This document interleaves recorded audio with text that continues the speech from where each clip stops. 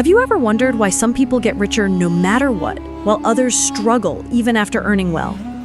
Robert Kiyosaki's Rich Dad, Poor Dad reveals the answer, and it begins with two fathers and one life-changing lesson.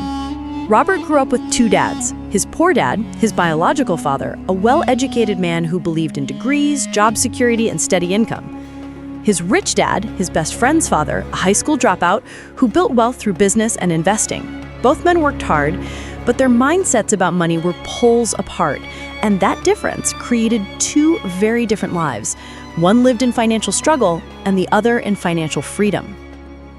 Friends, have you ever noticed we all grow up hearing the same advice? Study hard, get a good job, earn a steady income, and one day you'll be successful.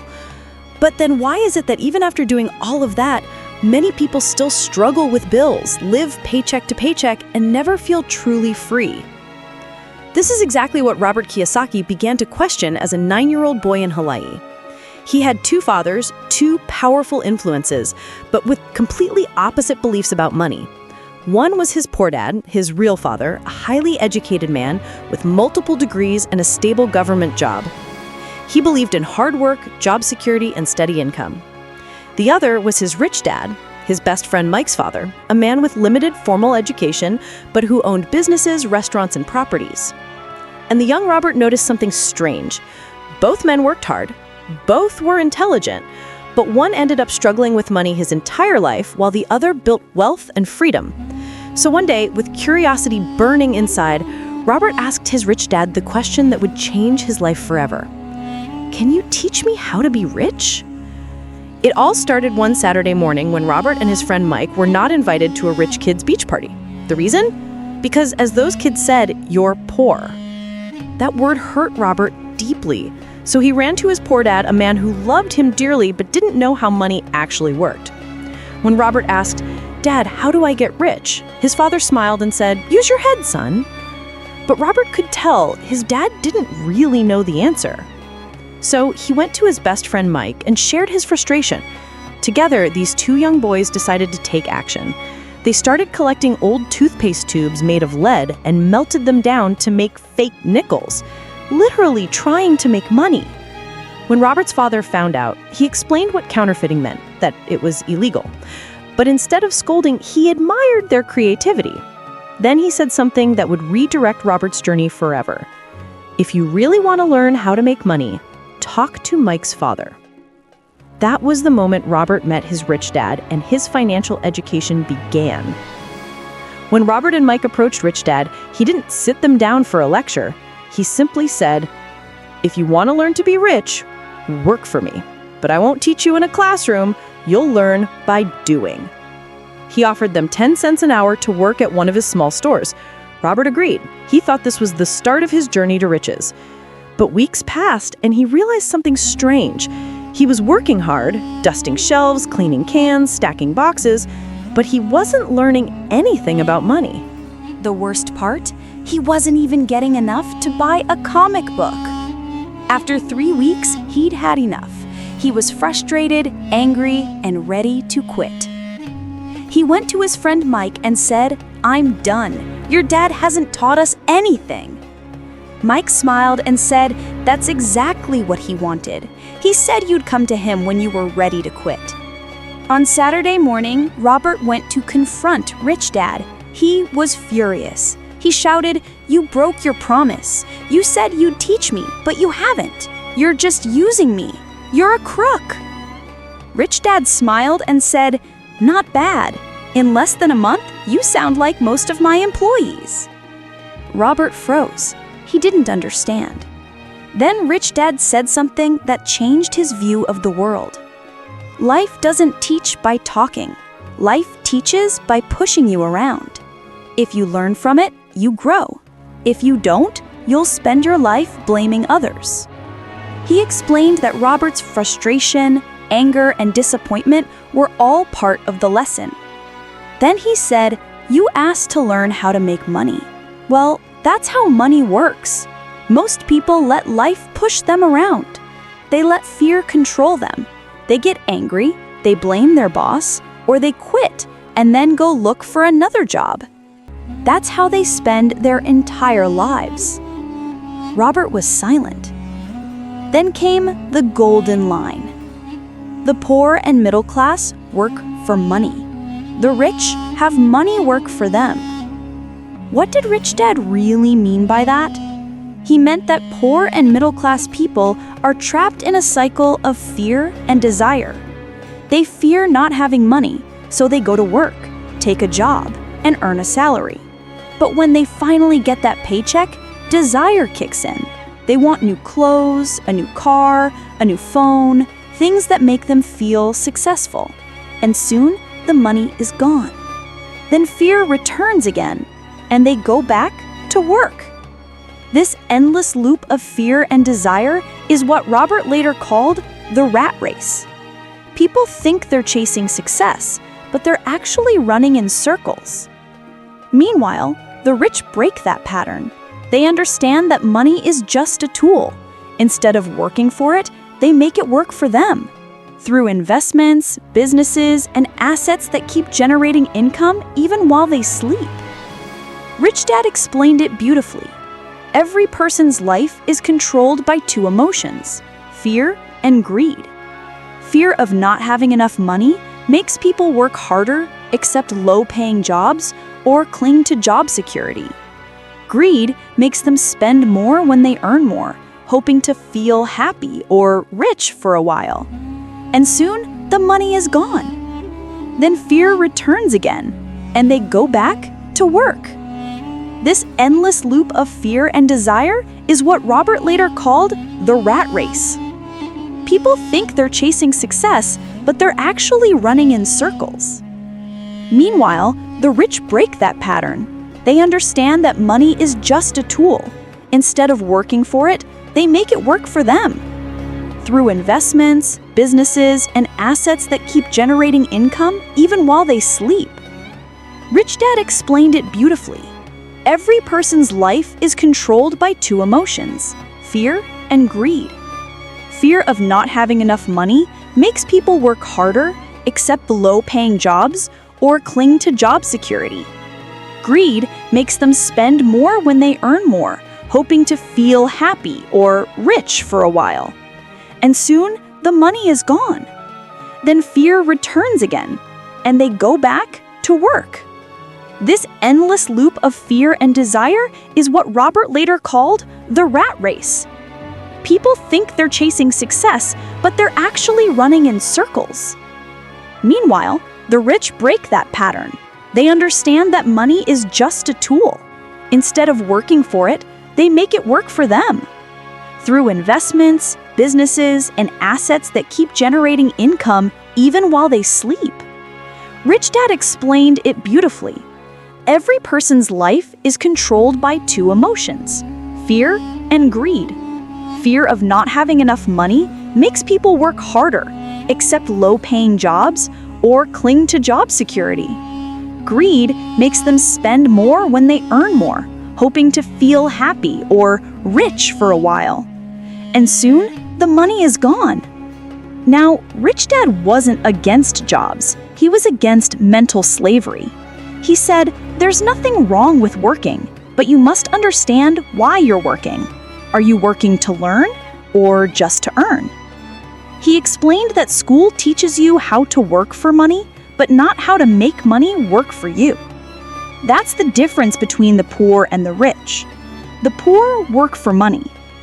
The middle class work for comfort and security, but the rich work to gain financial intelligence, the knowledge of how money flows, how to multiply it, and how to make it generate more income without constant effort. When Robert complained about his low pay, Rich Dad tapped his head and said, "This is the real asset. If you use this, you can make unlimited money. But if you use only your hands, you'll always earn what someone else thinks you deserve." He then gave Robert a challenge: to work without pay. Yes, you heard that right. No money at all. Robert was shocked. He thought it was unfair. But that's when he began to truly understand what Rich Dad meant. By removing the paycheck, Rich Dad was removing the fear and temptation that controlled most people. He said, once you stop thinking like an employee, you'll start thinking like an entrepreneur. Instead of asking for more money, you'll start asking, how can I create more opportunities? That was the turning point. Robert realized that working for free was teaching him more than any school could. He started observing how the store worked, how products were sold, how customers behaved, and how money flowed. He started learning the game of money, not as a worker, but as a thinker. Rich Dad later took Robert and Mike to a park and showed them people playing softball nearby. He said, they are good people, hard-working people, but they are trapped. They work all week for money just to spend it and start over again on Monday. They call it a secure life, but in truth, it's a life controlled by fear. Then he looked at the boys and said, I want you to be different. Don't work for money. Work to learn. Learn how to make money work for you. That's when Robert realized money alone doesn't make you rich. It's the understanding of money that does. The rich use their financial intelligence to spot opportunities others can't see. They use their creativity to make money work for them, not the other way around. Most people think they're safe because they have a job. But Rich Dad revealed a harsh truth. Job security is a false sense of security. He explained that when you depend completely on a salary, your freedom belongs to your employer. The moment your company closes, your income disappears. Meanwhile, the rich use their knowledge to build multiple streams of income. Investments, rental properties, businesses, so that even if one stops, others keep flowing. They don't depend on luck. They depend on learning. By the end of that first lesson, Robert learned that working for money teaches you to obey, not to think. But working to learn teaches you to observe, question, and create. He understood that the real purpose of a job is not the paycheck. It's the skills you gain from it. Skills like communication, management, leadership, sales, and financial understanding. He realized money is not the goal, knowledge is. Once you gain financial knowledge, money naturally follows. The poor and middle class work for money. The rich have money work for them. Think about it. Decades after this book was written, the lesson is more relevant than ever. Millions of people still live paycheck to paycheck, not because they're lazy, but because they've never been taught how money actually works. Schools teach us to earn, not to grow. Jobs teach us to obey, not to innovate. But those who dare to learn the truth, those who study how money moves, how investments grow, and how to build assets, they break free. They stop saying, I can't afford it. Instead, they ask, how can I afford it? That's the difference between the two mindsets. One shuts down the brain, the other activates it. The world doesn't reward hard work alone. It rewards smart work. It rewards those who think differently, who take calculated risks, and who understand that wealth is built in the mind long before it shows up in the bank. Robert's rich dad never gave him money. He gave him something far more powerful, the mindset of the rich. A mindset that says, don't chase money, chase knowledge. Don't fear failure, fear ignorance. Because once you master your mind, money automatically follows. As Robert's first lesson ends, his rich dad leaves him with a question that echoes for all of us today. If the rich don't work for money, then what do they work for? That's the mystery that leads directly into Lesson 2, Why Teach Financial Literacy, where you'll discover the difference between assets and liabilities, and how this single distinction can change your financial future forever. So stay tuned, because in the next chapter, you'll learn how the rich make money grow while others unknowingly make it disappear. Lesson 2, Why Teach Financial Literacy? Money comes and goes, But what truly stays with you is financial knowledge, the power to make money, manage it, and multiply it. That's exactly what this lesson is about. It's the heart and soul of Rich Dad, Poor Dad.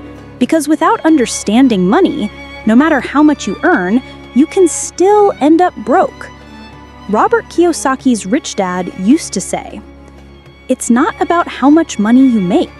It's about how much money you keep, how hard it works for you, and how many generations you can keep it for." And that's where the real difference lies, between being rich and simply looking rich. Let's start with a simple question. Why do some people earn millions and still end up broke, while others with average salaries retire rich and peaceful? The answer, as Rich Dad explained, is financial literacy, the ability to understand what money truly is, how it flows, and how to make it work for you. Poor Dad, Robert's biological father, always said, "Go to school, get a degree, and find a safe job." He believed that education and a stable paycheck were enough for success. But Rich Dad disagreed. He believed that schools prepare people to work for money, not to control it. He said, "Our schools teach people to read and write, but not how to manage money." And that's why, despite being intelligent and hardworking, millions of people remain financially trapped, not because they're lazy or uneducated, but because they've never learned how money actually works. In schools, we're taught subjects like mathematics, history, science, and literature, but nobody teaches us how to handle a paycheck, how to invest, or how to recognize assets and liabilities. We learn how to earn money, but not how to keep it. And that's why even people with great jobs, doctors, engineers, teachers, and lawyers, often live paycheck to paycheck. Robert noticed this growing up. His poor dad, a respected school principal with a PhD, earned a high salary, yet he was always under financial pressure. Meanwhile, his rich dad, who didn't finish high school, owned multiple businesses and was teaching others how to invest. That difference made Robert realize something shocking. Financial struggle isn't caused by low income. It's caused by poor financial habits. Rich Dad taught Robert the most important financial lesson of all time, a lesson so simple, yet so misunderstood. He said, "The rich buy assets. The poor and middle class buy liabilities, thinking they're assets." This is where the entire game of money is decided. And to truly understand it, let's define these two magical words. An asset puts money in your pocket. A liability takes money out of your pocket. It's that simple. But the problem is, most people can't tell the difference. Let's take a few examples. Ask anyone, "What's your biggest asset?" Most people proudly say, "My house." But Rich Dad disagreed. He said, "Your house is not an asset unless it makes you money every month. A house that you live in doesn't put money in your pocket. It takes money through mortgage payments, property tax, maintenance, and repairs. So, in financial terms, it's a liability." Now, if that house is rented out and generates income greater than its expenses, then it becomes an asset. This idea was revolutionary for Robert, because from childhood, he was taught that buying a home was the ultimate sign of success. But Rich Dad shattered that illusion.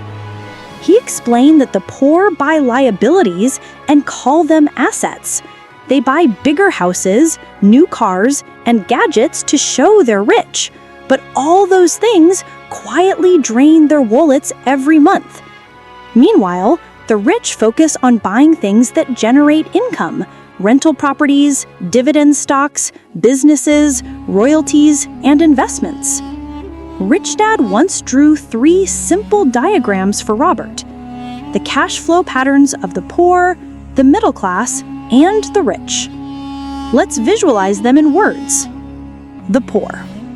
For the poor, money comes in as income and it immediately goes out as expenses. Whatever they earn, rent, food, bills, transportation, consumes it completely. No savings, no assets.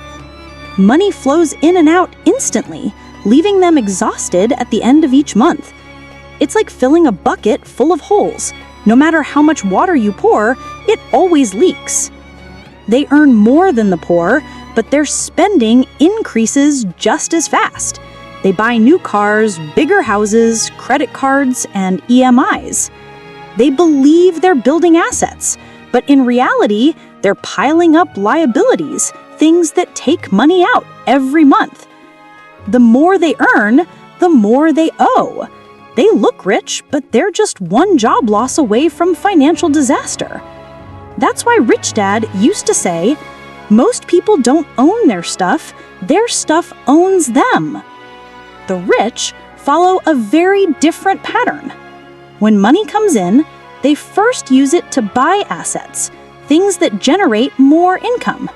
Their assets create new cash flow, which is then used to buy even more assets. They don't work harder for money, they let their money work for them. Their income comes from investments, not from jobs. And that's why they can stop working and still keep earning. This is what financial freedom looks like, when your passive income covers all your expenses and you no longer depend on a paycheck. Rich Dad said something powerful. It's not the economy that makes you poor, it's your lack of financial knowledge. Even in times of recession, crisis, or inflation, the rich keep finding opportunities, while others keep blaming circumstances. That's because the rich understand how money moves. They know how to make money even in chaos by investing when everyone else is panicking. Most people, however, live under financial pressure because of two reasons. One, they spend their entire life working for money, but never learn how money works. Two, they never learn the difference between assets and liabilities. They may earn well, but their expenses rise with their income, and their liabilities grow faster than their assets. Rich Dad told Robert, money without financial intelligence is money soon gone. You can give a poor person $1 million, and within a few years, they may lose it all. But give a financially educated person the same amount, and they'll multiply it. Why? Because financial literacy isn't about earning more. It's about understanding 4 simple yet powerful words. 1, income. 2, expense. 3, asset. 4, liability. Most people think they understand these words, but the way the rich understand them is completely different, and that's why they build wealth while others struggle. Rich Dad taught Robert to visualize money like water flowing through a pipe. He drew 3 boxes on paper, one for income, one for expenses, and one for assets/liabilities. Then he explained, for the poor, the money comes in from a job, income, and goes straight out as expenses, rent, food, transport, bills. There's nothing left to save or invest. For the middle class, the flow looks a bit different. Income comes in, then they buy a house, car, or take a loan. They believe these things are assets, but in truth, they are liabilities because they constantly take money out of their pocket. For the rich, income flows into assets, investments that create more income. This is the rich mindset. Instead of buying luxuries first, the rich first buy assets that generate cash flow and then use that income to buy luxuries. One of the most powerful lessons in this chapter is about the family house. Poor Dad used to say proudly, "Our house is our biggest investment." But Rich Dad would shake his head and say, "Your house is not an asset, it's a liability." That sounded shocking. After all, most people grow up believing that owning a home is a sign of success. Rich Dad explained it with simple logic. If every month you are paying the mortgage, property taxes, maintenance, and repairs, and none of that brings money into your pocket, then it's not an asset. An asset puts money in your pocket. A liability takes money out. That's the golden rule of financial literacy. Here's how Rich Dad defined them. Asset is something that generates income for you even when you're not working. Examples are rental property, dividend-paying stocks, royalties, businesses, patents, or digital products. Liability is something that costs you money regularly and doesn't produce income. Examples are car loans, home mortgages, credit cards, expensive gadgets, or anything that loses value over time. The problem, Rich Dad said, is that most people buy liabilities thinking they're assets. That's why their financial statements always stay unbalanced. Rich Dad taught Robert about two basic reports that every person should understand: the income statement and the balance sheet. The income statement shows how much money comes in and goes out. The balance sheet shows what you own, assets, and what you owe, liabilities. The poor and middle class never learn to read these in their personal life. They think these are only for businesses. But Rich Dad insisted that every family is a business. If your expenses keep growing, but your assets don't, your business is failing. Financial literacy means being able to read your own life like a business report and take smart decisions accordingly. Robert Kiyosaki points out something that most people never question. Schools teach us to become good employees, not financially free individuals. We learn algebra, grammar, and geography, but never how to manage money, invest, or build wealth. Poor Dad always told Robert, go to school, get good grades, and find a safe job. Rich Dad said, go to school to learn, but don't depend on a job for your financial freedom. That difference in thinking is everything. A job can give you an income, but only financial education can give you freedom. Rich Dad used a simple story to explain what happens when people don't understand financial literacy.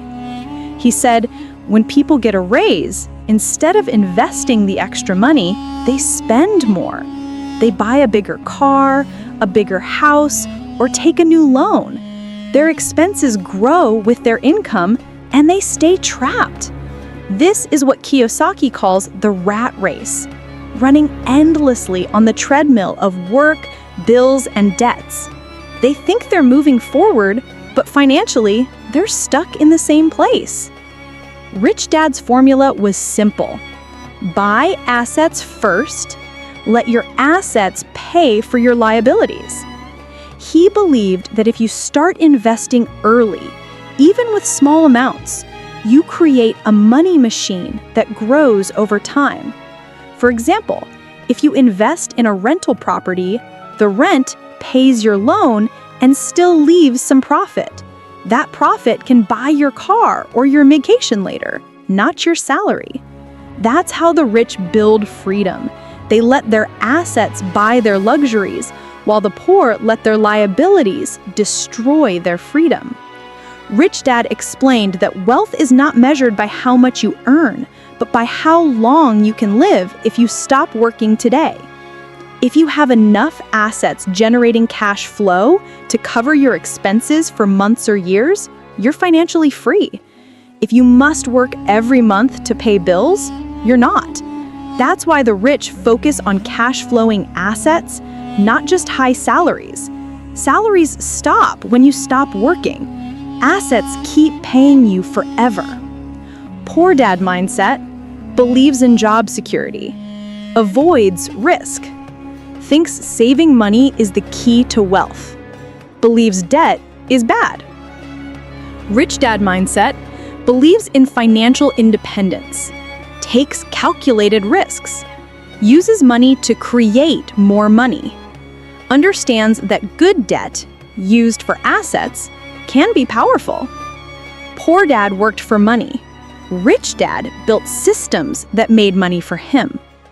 In the real world, the smart are not those with the highest IQ, but those who understand money. You can be a doctor, engineer, or artist, but if you don't know how to manage finances, taxes, and investments, you'll struggle. Meanwhile, those who understand financial literacy can turn opportunities, even failures, into wealth. Robert Kiyosaki's rich dad used to say, "You can lose money and make it back, but if you lose your financial education, you'll lose it all." Rich Dad pointed out 4 main reasons why financially uneducated people lose money. They buy liabilities, thinking they're assets. They don't track cash flow. They depend on a single income source, their job. They let emotions control their financial decisions. Financial literacy protects you from all 4. It helps you see the truth behind every financial choice. Let's look at 2 examples similar to what Kiyosaki described. Example 1, the doctor and the janitor. A doctor earns 5 lakh rupees a month, but spends 4.9 lakh on loans, EMI, and lifestyle. A janitor earns 40,000 rupees, but invests 10,000 rupees each month in mutual funds and a side business. 10 years later, the doctor's still working. The janitor's investments generate more than his salary. Example 2, the car loan trap. People buy a car worth 10 lakh rupees with a 5-year loan. The moment it leaves the showroom, its value drops. That's a liability. If instead they bought an asset, say a small food truck, the same 10 lakh rupees could start earning them cash every day. That's the power of financial literacy. It changes how you look at every purchase. Rich Dad told Robert that money behaves like a game, and those who learn the rules win. The poor and middle class play the game without understanding it. They work hard, pay taxes, take loans, and save what's left, only to see inflation eat it away. The rich, however, study the rules, how taxes, interest, assets, and debt work, and play strategically. Financial literacy is the rulebook that lets you win the game of life. Robert Kiyosaki wrote Rich Dad, Poor Dad because he realized that if financial literacy isn't taught in schools, parents must teach it at home. Rich Dad said, "If you want to secure your child's future, don't just teach them to work for money, teach them how money works." Because when children grow up understanding assets, liabilities, and cash flow, they don't become slaves to paychecks. They become creators of wealth. So how can you start building your own foundation of financial literacy today? Rich Dad gave 6 timeless steps. 1. Understand the difference between assets and liabilities. Every purchase should be tested with one question. Will this put money in my pocket or take it out? 2. Start small but start early. Even 500 rupees invested monthly teaches you the discipline of ownership. 3. Track your personal cash flow. Write down every income and expense. Awareness creates control. 4. Invest in your education, not just degrees. Read books, attend workshops, learn about business and investing. 5. Reduce bad debt, use good debt. Borrow only when the borrowed money builds an asset. 6. Let your assets buy your luxuries. Don't buy with salary, buy with income generated by assets. These steps sound simple, but following them consistently changes your financial destiny. Robert once compared 2 of his schoolmates. One followed his poor dad's path, college, stable job, home loan, and retirement plan. The other followed rich dad's teachings. He started a small business, bought assets, and learnt investing. By their 40s, one was stressed about job cuts, the other had multiple income sources and freedom of time. The difference wasn't intelligence, it was financial literacy. When people understand money, societies improve too. Financially literate citizens rely less on government aid, avoid heavy debt, and contribute more to growth. That's why Robert calls financial education the ultimate weapon against poverty. He says, We don't need higher pay, we need smarter minds. Another key truth from Rich Dad: a fool and his money are soon parted. It means without education, even if you win the lottery, you'll likely lose it. That's why athletes, celebrities, and even lottery winners often end up broke, because they never learned how to manage money. Financial literacy protects you from ignorance and emotion. It teaches you to make calm, logical decisions instead of impulsive ones. Let's imagine two lives 20 years from now. Person A keeps working a job, buying new gadgets, taking loans, and living paycheck to paycheck. Person B invests in assets, builds passive income, and lets money grow on its own. Both had the same salary once, but one learned financial literacy. That's the power of knowledge. It multiplies everything else you have.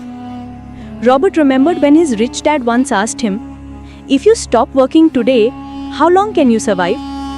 That question changed his perspective forever. He realized wealth isn't measured by the size of your paycheck, but by the time your assets can support your lifestyle.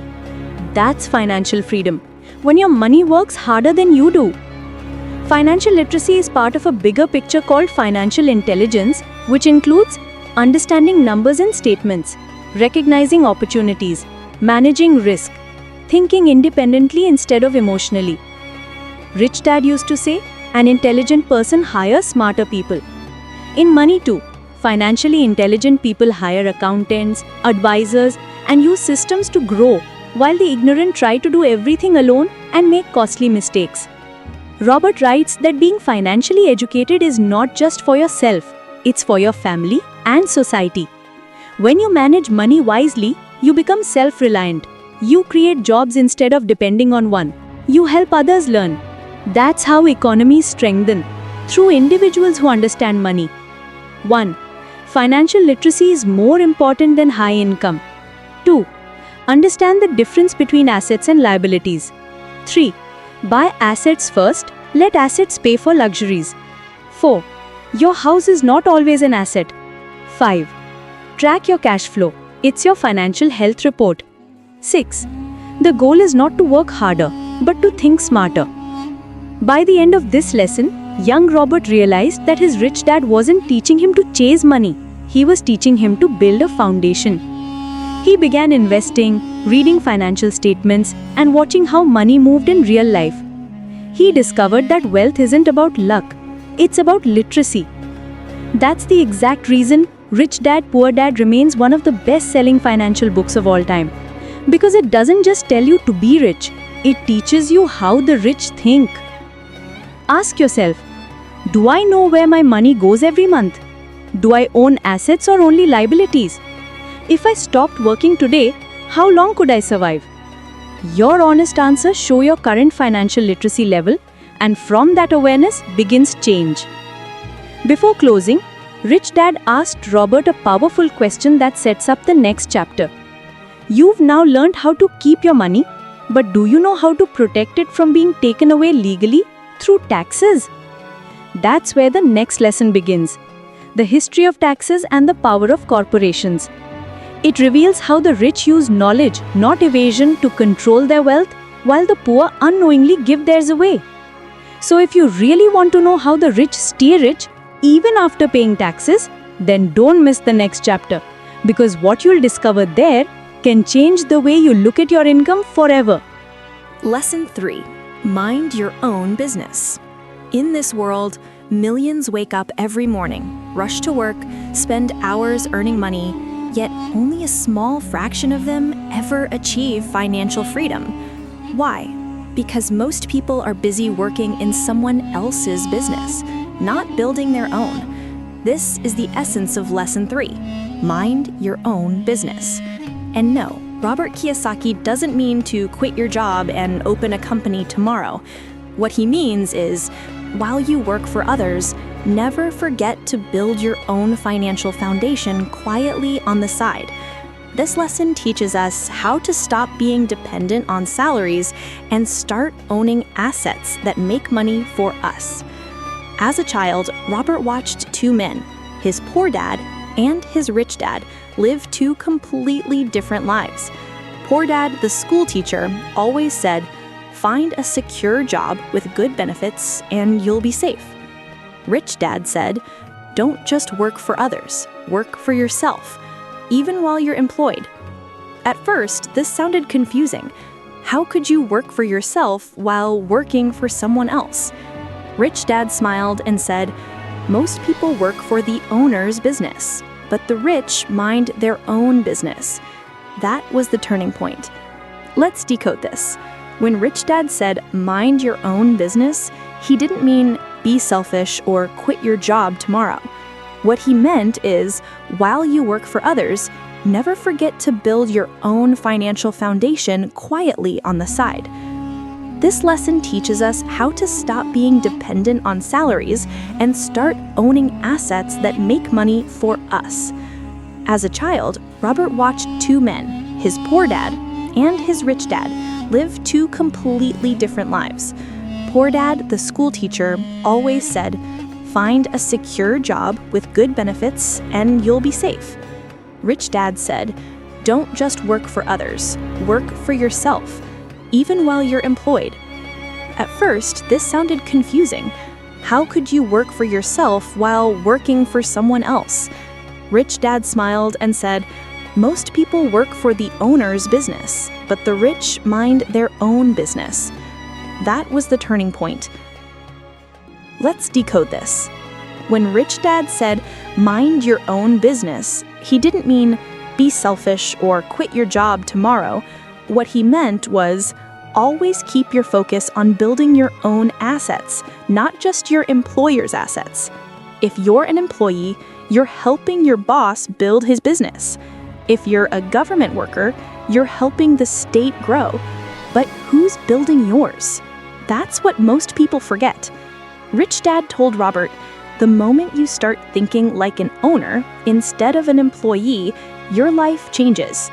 He explained that even if you have a job, you can begin to grow your asset column. Investments, businesses, intellectual property, anything that keeps putting money in your pocket without your constant effort. If you remember Lesson 2, Rich Dad explained the difference between assets and liabilities. He taught Robert how to read a simple financial statement. Now, in Lesson 3, he took that same idea and said, most people focus on their income statement, salary, wages, bonuses. The rich focus on their balance sheet, their assets. Employees look for promotions and raises. Entrepreneurs look for cash flow and investments. This doesn't mean you should stop working. It means you should start building. Start tracking how much of your income is going into assets that generate more money, not just expenses that disappear. Rich Dad explained that people often think, if I work harder, I'll earn more. If I earn more, I'll be rich. But that's not how wealth works. The truth is, the harder you work for others, the richer they become. Here's how. When you earn more, you move into a higher tax bracket. You spend more on luxuries, which increases your expenses. You take bigger loans, which increases your liabilities. And soon, you're stuck in the same rat race, just on a more expensive treadmill. Rich Dad said, working harder for money will only make you tired.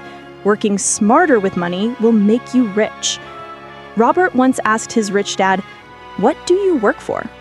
Rich Dad replied, I work to build and acquire assets, because assets work for me.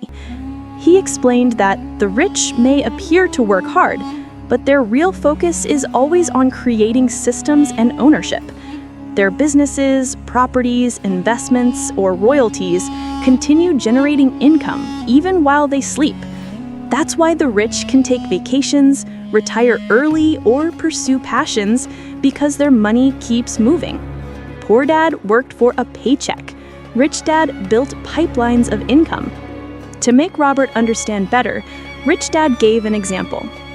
He said, imagine you work for a soda company. You're an employee there, earning a salary. You're making your boss rich because you're helping sell his product. But if you use your knowledge to start your own small soda stall or invest in vending machines, then you're working for yourself. He wasn't telling Robert to become a soda seller. The message was deeper. He wanted him to understand that skills you learn at your job should serve your own business someday. Learn marketing? Use it later for your own ventures. Learn management? Apply it when you start your own brand. Learn sales? Use it to sell your product, not someone else's dream. That's how the rich think. They learn from jobs, but their eyes always remain on their own business. Most people spend their lives climbing the corporate ladder, one promotion after another, without realizing they're still climbing someone else's ladder. Rich Dad used to say, "It's fine to climb the ladder. Just make sure it's leaning against your own wall." You can be a great employee and still be broke at retirement if you never build your own asset base. That's why Rich Dad advised, don't spend your entire life building other people's dreams. Use your job as a platform to build your own. Rich Dad had a simple formula for wealth creation. Mind your own business equals build and grow your asset column.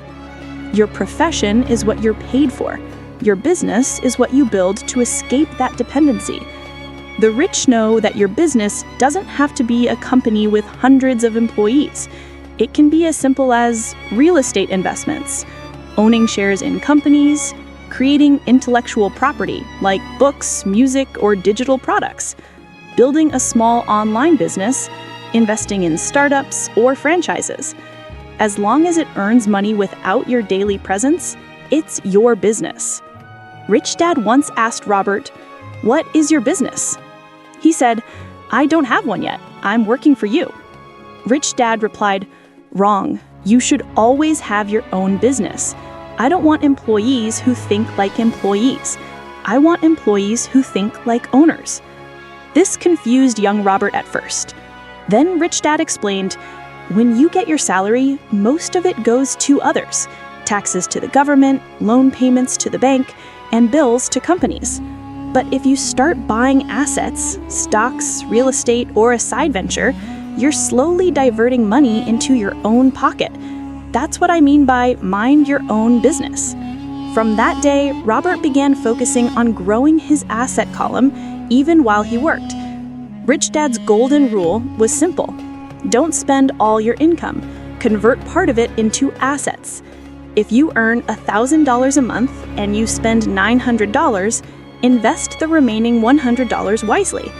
Even small investments, when consistent, start multiplying. He used to say, money is like a seed. If you eat it all, nothing grows. But if you plant it, it multiplies. That's how rich people think. They don't spend to feel rich. They invest to become rich. Time is the most valuable asset. While most people spend their time working for wages, the rich spend their time learning how to create money-making systems. They attend seminars, study investments, network with other entrepreneurs, and look for opportunities. Rich Dad said, "You can't build wealth in your free time. You build it in your focused time." Even if you work 9 to 5, use an hour daily to mind your own business.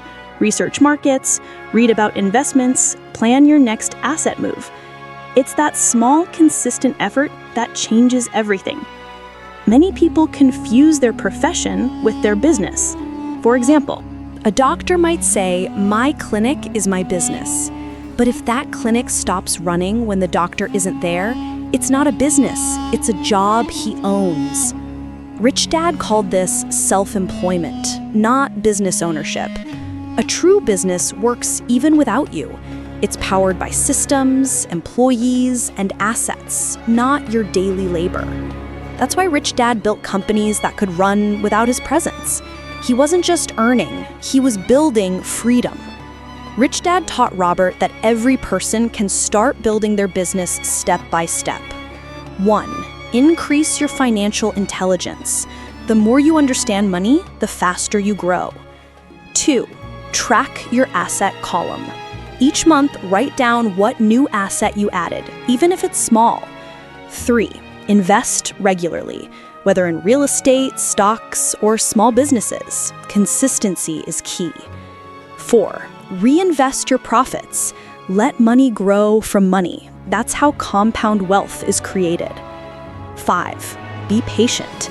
Wealth grows silently, then suddenly.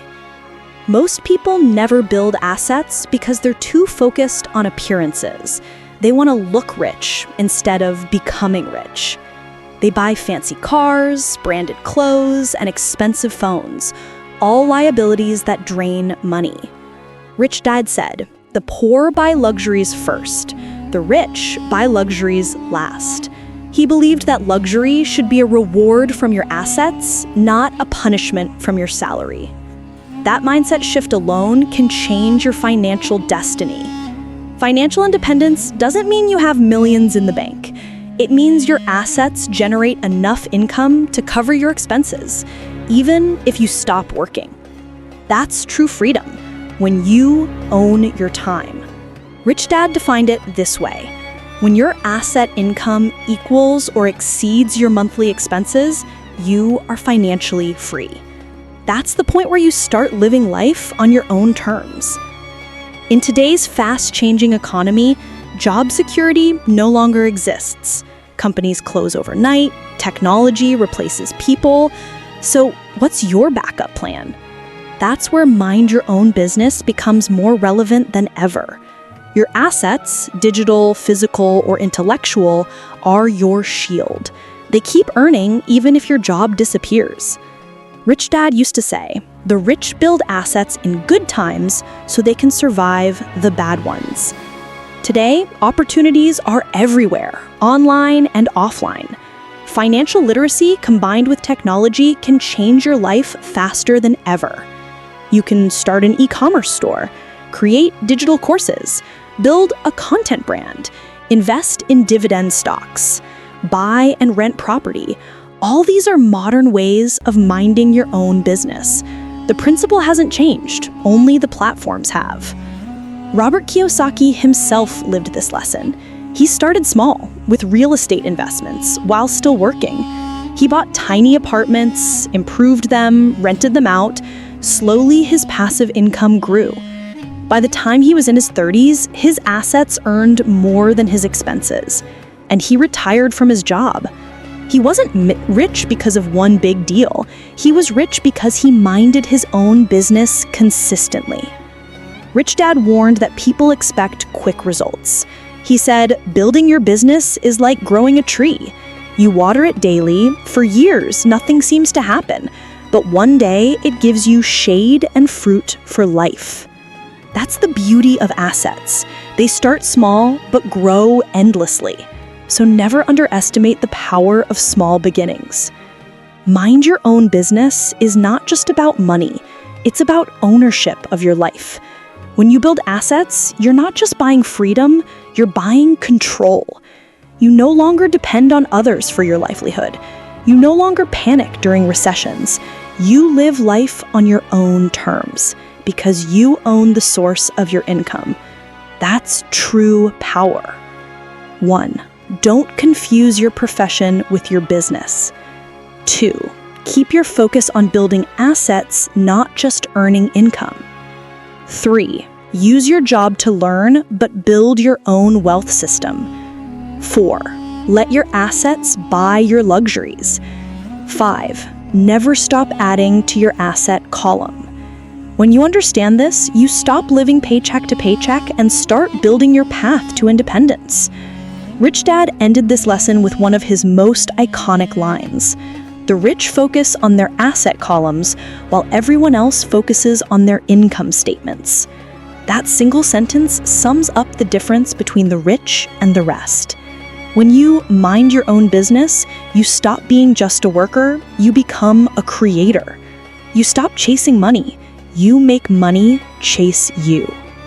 As Robert absorbed this powerful lesson, his rich dad asked one final question, a question that would unlock the next secret of wealth.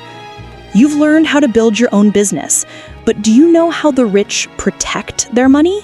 Not by hiding it, but by using the system itself. That's what leads us straight into lesson 4, the history of taxes and the power of corporations. In that chapter, you'll discover how the rich legally protect and multiply their wealth using corporate laws, tax systems, and smart financial structures, secrets that the poor and middle class never learn. So stay tuned, because the next lesson isn't just about money. It's about how the system works and how the rich use it to stay rich forever. Lesson 4. The history of taxes and the power of corporations. Imagine two people sitting at the same table. Both work hard, both earn good money, but one of them ends up paying almost half of his income in taxes, while the other legally pays almost nothing and still gets richer every year. Sounds unfair, right? Well, that's the real difference between the rich and the poor. Today, in this lesson, we'll uncover the truth behind how money, taxes, and corporations actually work, and how this knowledge separates the financially free from the financially trapped. This is the story of how the system was built and how the rich learned to play the game better than anyone else. When Robert's rich dad first started teaching him about money, he told him something shocking. He said, "The rich were once the ones who were taxed the most, but now they're the ones who know how to avoid them, legally." Robert's young mind couldn't believe it. He asked, "Weren't taxes supposed to help the poor?" Rich Dad said, "Yes, that's what they told people, but that's not what really happened." Let's go back in history. Taxes were originally created to target the rich, not the poor. In England and America during the early 1900s, governments convinced ordinary citizens to support the idea of taxing the wealthy. They said, "We'll make the rich pay for society's needs, for roads, schools, and hospitals." Sounds fair, right? But here's where the twist came in. Once the tax system was approved and made permanent, it didn't just apply to the rich anymore. Over time, it started spreading to everyone, especially the working class. Why? Because the middle class didn't know how to protect their money, but the rich did. The rich found legal ways to shelter their income, while the middle class ended up paying the biggest portion. That's the irony. Taxes were introduced to punish the rich, but they eventually punished the educated, hard-working middle class the most. Rich Dad often said, "The rich don't complain about taxes, they study them." When the government introduced taxes, wealthy people didn't panic. They hired the smartest accountants, lawyers, and financial advisors to find loopholes and systems within the law. They discovered something extremely powerful: the corporation. Now, before we go deeper, let's clarify one thing. A corporation isn't a giant building or a group of executives sitting in suits. A corporation is simply a legal entity, a piece of paper that says this business exists. And that piece of paper can hold assets, make money, spend money, and pay taxes differently than you or I do. In short, a corporation is a legal shield, one that separates your money from you personally. And this is where the rich gain their biggest advantage. Let's compare how two types of people earn and pay. The employee earns income through a job. The government takes taxes first. Then they spend what's left on rent, bills, food, and family. This is the earn, tax, spend model. Simple, but painful. The corporation, or the business owner. The business earns income.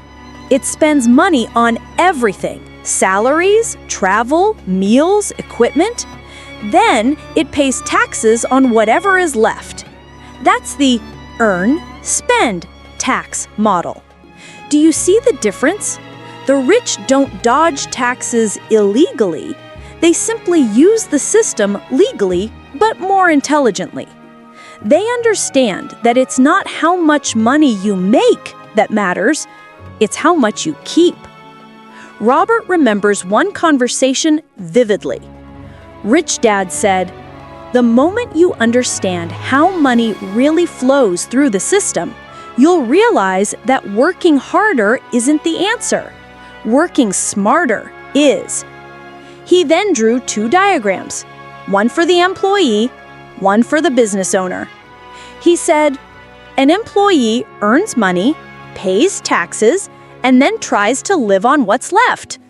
But a business owner earns money, spends on what helps the business grow, and then pays taxes on the smaller amount that's left. The more he spent legitimately on business-related things like vehicles, advertising, equipment, and education, the more tax deductions he could claim. In short, the rich use the system's rules to their benefit, while the poor never even learn the rules. When ordinary people hear about this, they often get angry. They say, "That's unfair. The rich should pay more taxes." But Rich Dad always said, "Don't get emotional, get educated." Anger doesn't change your tax rate. Knowledge does. He taught Robert that financial ignorance is what keeps people trapped. Most people go to school, learn how to earn a living, but never how to protect that income. So even if they earn more, they lose more in taxes, in bad debts, and in inflation. Meanwhile, the rich study how money works, and they learn to legally redirect the flow in their favor.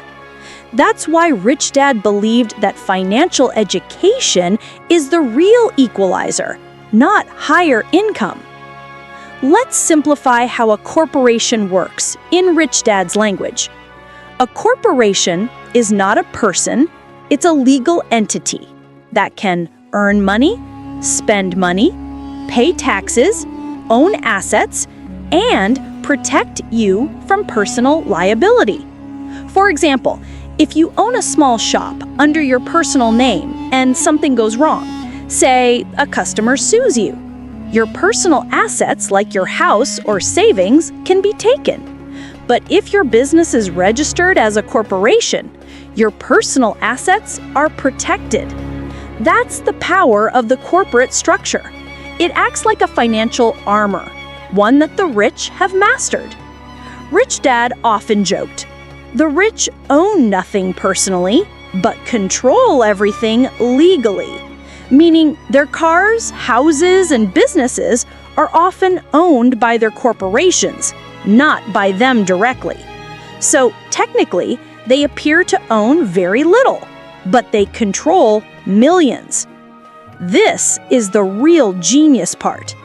The rich don't see taxes as punishment, they see them as motivation. They invest in areas the government wants to encourage: real estate, providing housing; energy, providing power; employment, creating jobs; and technology, innovation and progress. In return, they receive tax incentives. That's why rich people invest in apartment complexes, solar energy, or startups, because the government rewards them for doing what helps the economy grow. For example, if you invest in rental property, you can legally deduct mortgage interest, repairs, travel costs, and depreciation, all before paying taxes. Meanwhile, a salaried employee can't deduct the cost of driving to work or the rent they pay for their house.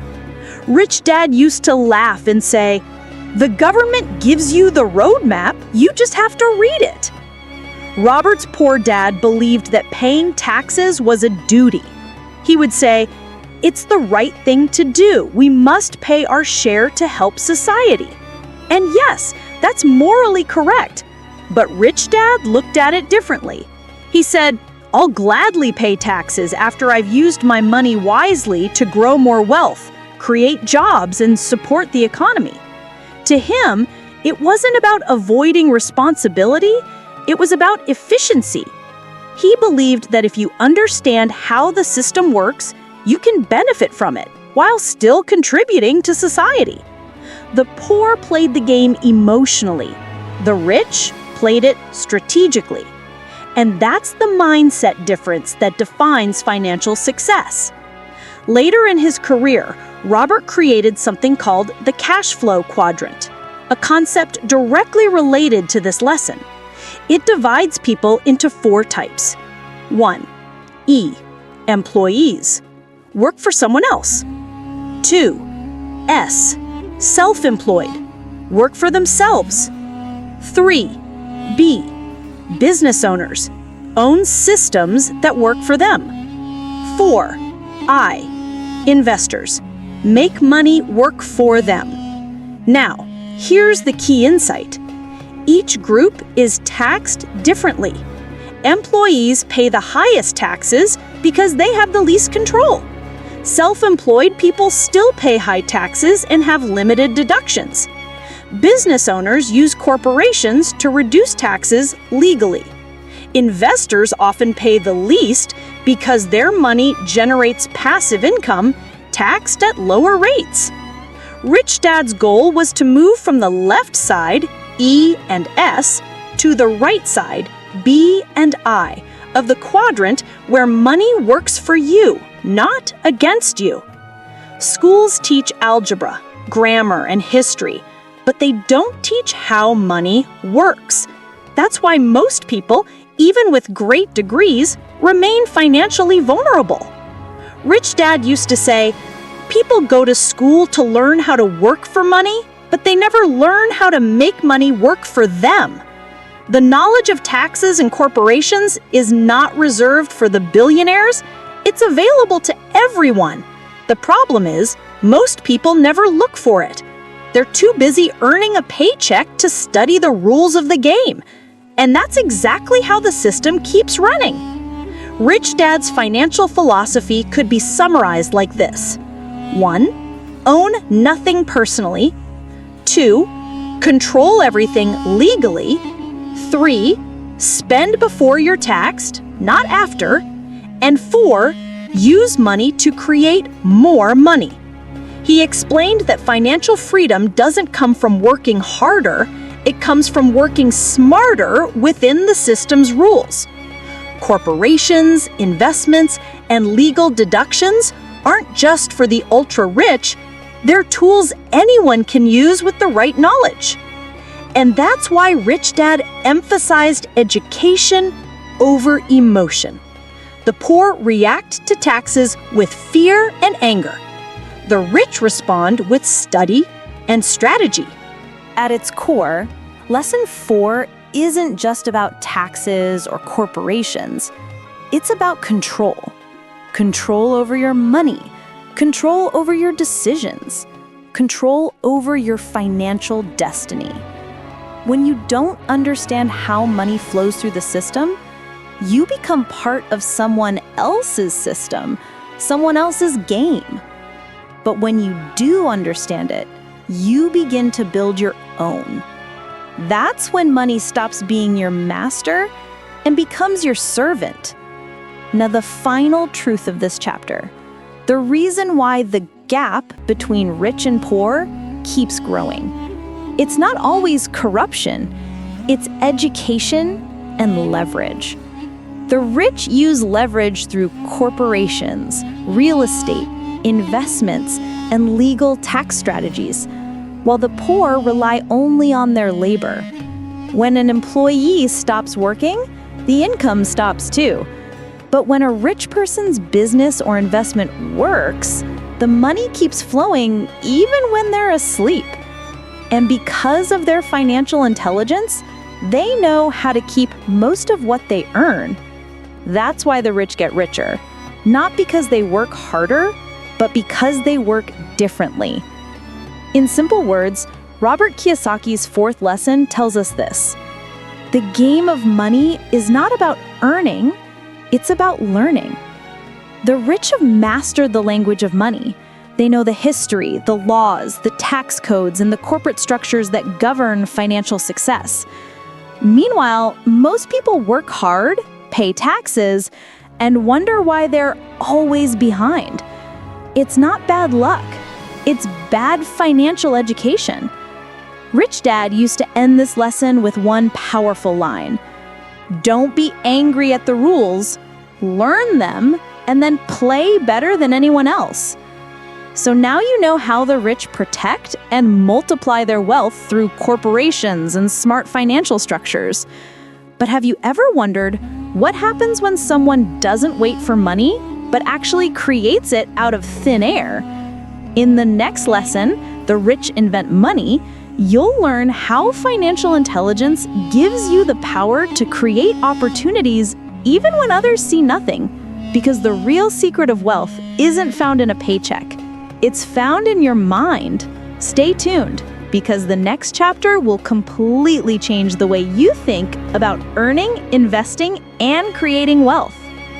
Lesson 5. The Rich Invent Money. Have you ever looked at a millionaire and thought, how do they keep finding ways to make money while the rest of us struggle to pay bills? It's not luck. It's not just connections. It's something deeper, something Robert Kiyosaki calls financial intelligence. In this 5th lesson of Rich Dad, Poor Dad, titled The Rich Invent Money, we discover how rich people don't wait for opportunities, they create them. One day, young Robert asked his rich dad, "How do I make more money?" Rich Dad smiled and said, "Money isn't real. It's only an idea. If you want to make more, change how you think." That moment changed Robert's life. He realized the poor and middle class work for money, while the rich make money work for them through knowledge and creativity. Money isn't paper. It's imagination plus education. That's why two people can see the same situation. One sees a problem, the other sees an opportunity. Rich Dad said, "There's money everywhere. Most people just don't have the eyes to see it." Opportunities don't shout, they whisper. When most people see a vacant land, the rich see a shopping complex. When others see crisis, the rich see investment chances. Why? Because financial education trains your mind to look for possibility instead of security. The rich invent money by combining information, timing, and action. That's the magic triangle of opportunity. Robert's poor dad always said, "Be careful, don't take risks." But Rich Dad taught him the opposite. Winners are not afraid of losing. Losers are. Fear keeps most people from becoming rich. They fear losing money, making mistakes, or looking foolish. But the rich use failure as feedback. Every mistake teaches a lesson. As Rich Dad said, failure inspires winners and defeats losers. When you replace fear with curiosity, you start inventing your own opportunities. Rich Dad explained that financial intelligence is not about being born rich, it's about being taught how money works. He said, if you're financially educated, you can make money anywhere, anytime, even during a recession. Financial intelligence means understanding things like what are assets and liabilities, how money flows, how taxes and corporations work, and how to recognize a good deal when you see one. Without this knowledge, even high-income people stay broke. That's why Rich Dad often said, it's not how much money you make, it's how much you keep. The poor work harder. The rich think harder. Rich Dad challenged Robert to find an investment that needed little or no money. Robert and Mike found small houses banks wanted to sell cheaply. They used negotiation, fixed them up, and sold them at a profit. That was their first taste of inventing money. They didn't have money. They created it through creativity and knowledge. The rich don't wait for the right time. They make it the right time. Every rich person, every entrepreneur, every investor, they all have one thing in common. They solve problems. Elon Musk solved transport and energy problems. Warren Buffett solved investment problems. Your neighborhood business owner solves convenience problems. The world doesn't pay for effort. It pays for solutions.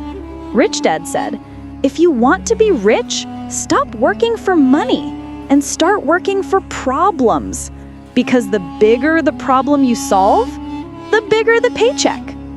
People often say, he's lucky. But Rich Dad explained, luck only favors the prepared mind. When an opportunity appears, only the prepared recognize it. Everyone else calls it luck. Financial education prepares your mind. When you know how to read financial statements, understand markets, and analyze risk, you can act fast when others freeze. That's how the rich invent money, through preparation, meeting opportunity. Rich Dad shared 3 core skills every person needs to create money. Find opportunities, learn to see problems as doors to wealth. Raise money. Don't rely on your own savings. Learn creative financing, partnerships, investors, or deals. Organize smart people. Build teams of experts, accountants, lawyers, marketers to grow your vision. He said, you don't have to be the smartest person in the room, just surround yourself with people who are smarter. Every rich person began with a single idea. That's why Rich Dad said, money follows ideas. The better your ideas, the more money will follow. Apple was once an idea. So was Amazon. So was every small business that grew into something great. The difference? They acted on their ideas. The poor say, I can't afford it. The rich ask, how can I afford it? That small shift in thinking opens big doors. The poor compete for jobs. The rich create jobs. The poor work for security. The rich work for freedom. When you stop competing and start creating, you step into the mindset of wealth, because creation means innovation, and innovation means opportunity. Every invention, company, and investment is proof that money is a result of imagination combined with courage. You don't need millions to start. You just need a mindset shift. Here's what Rich Dad would tell you to do today. Read about money every day. Study how markets, real estate, and taxes work. Talk to people who are smarter than you financially. Look for small opportunities, a skill you can monetize, a service people need, an asset you can buy. Because the best investment you'll ever make is in your own financial intelligence. At the end of Lesson 5, Kiyosaki writes, the rich invent money not because they have more resources, but because they are resourceful. They use creativity, courage, and education to make opportunities where none exist. Money doesn't start in your pocket. It starts in your mind. If your mind is poor, your pocket will always follow. If your mind is rich, wealth will find its way to you. So now you know the secret. The rich don't wait for money. They invent it. But here's the next question. If the key is not money, but knowledge, then what kind of learning actually makes you rich? In the next lesson, Work to Learn, Not to Earn, Robert Kiyosaki reveals how the rich choose skills over salaries, and how the right learning can turn an ordinary person into a financial genius.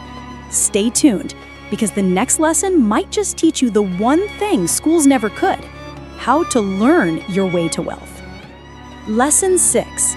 Work to learn, don't work for money. We live in a world where everyone is taught to chase the next paycheck. From childhood, we hear, study hard, get a good job, and earn more money. But what if earning money isn't the real goal? What if chasing salaries is actually keeping you trapped? In this 6th lesson of Rich Dad, Poor Dad, Robert Kiyosaki shares one of the most eye-opening truths of life. Don't work to earn, work to learn. Because money comes and goes, but the skills you learn will pay you for a lifetime. Robert's 2 fathers taught him opposite philosophies. His poor dad said, go to school, get good grades, and find a secure job. His rich dad said, learn skills that make you valuable, then you'll never need a job. The poor and middle class work for money. The rich work to learn. Because when you focus on learning new skills, business, marketing, communication, leadership, You create unlimited ways to earn. But if you only work for a salary, your growth ends where your paycheck ends. Rich Dad explained that schools train students to specialize, to become doctors, engineers, or accountants. That's good for employment, but dangerous for financial freedom. He said, when you specialize too early, you limit your options. The rich generalize first. They learn a little about everything that matters in business.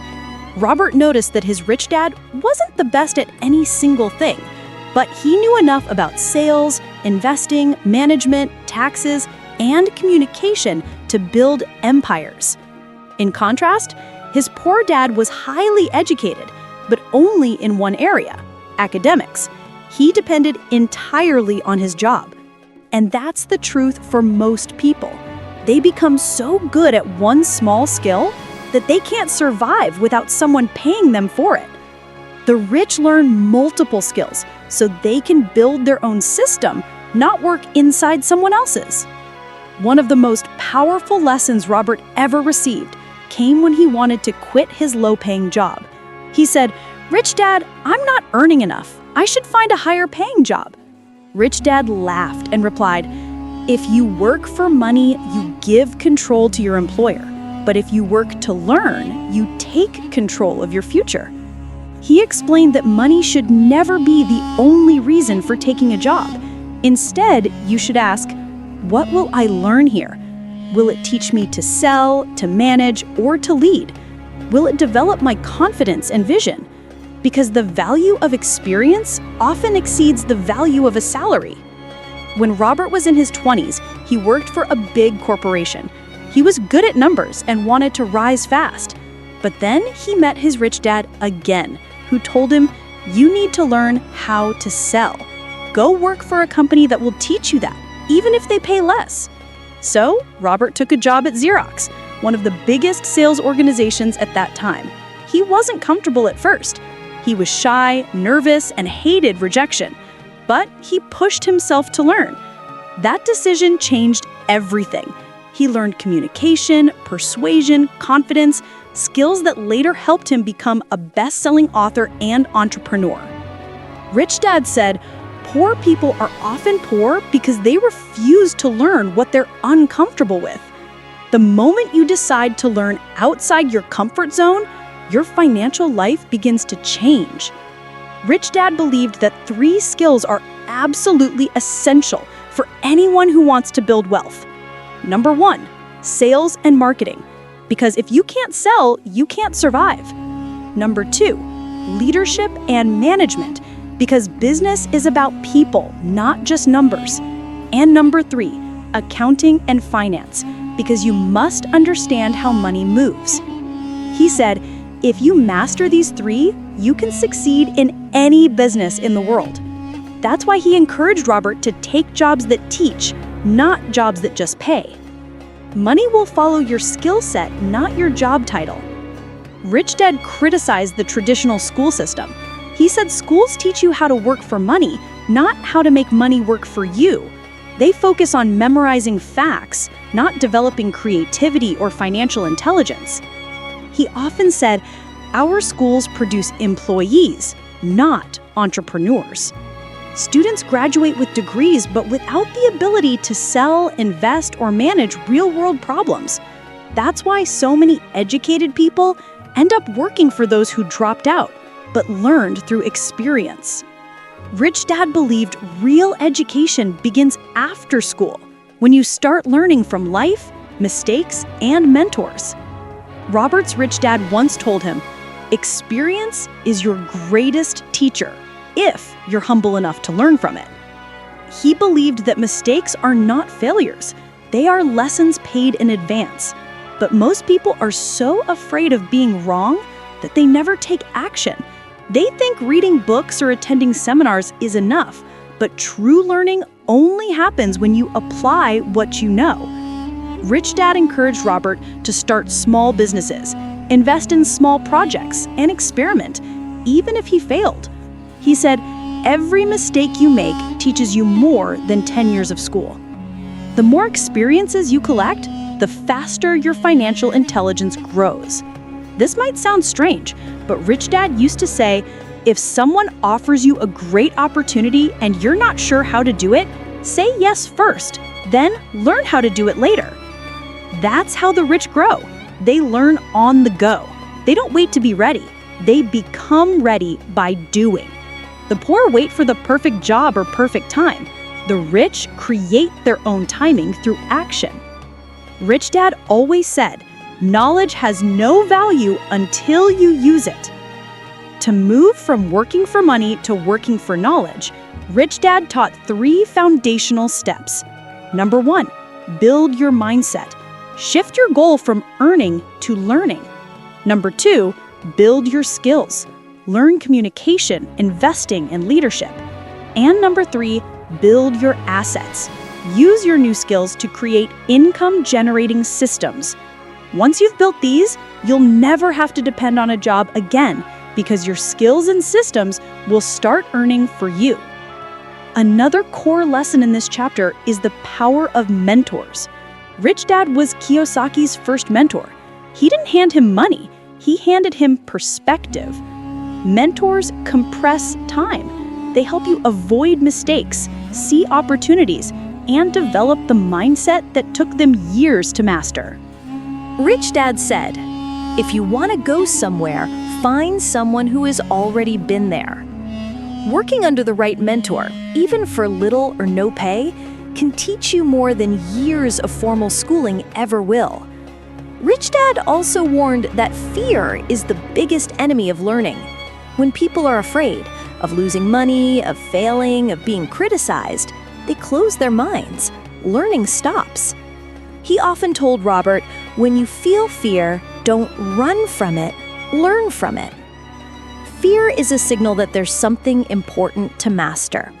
If you avoid fear, you avoid growth. That's why working to learn often means stepping into uncomfortable roles. Public speaking, leadership, sales, negotiation, because those are the very areas where most people hold fear. The faster you confront that fear, the faster you grow. For the rich, education doesn't end with a diploma. They attend seminars, read books, take workshops, and invest in learning how money works: taxes, real estate, business law, markets, and psychology.